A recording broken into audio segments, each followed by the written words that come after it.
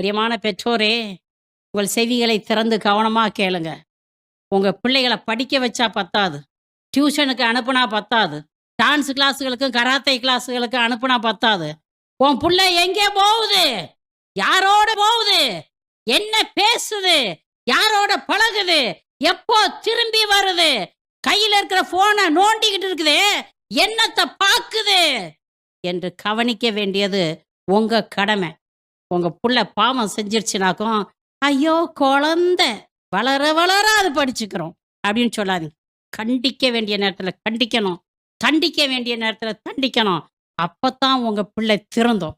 பிரியமானவர்களே, இந்த நாட்களிலே ஏராளம் பேர் சுய இன்பத்துக்கு அடிமைப்பட்டு, குற்றப்பழி உணர்வால் குத்தப்பட்டு, தங்கள் வாழ்க்கையவே நாசப்படுத்திக்கிட்டு இருக்கிறாங்க.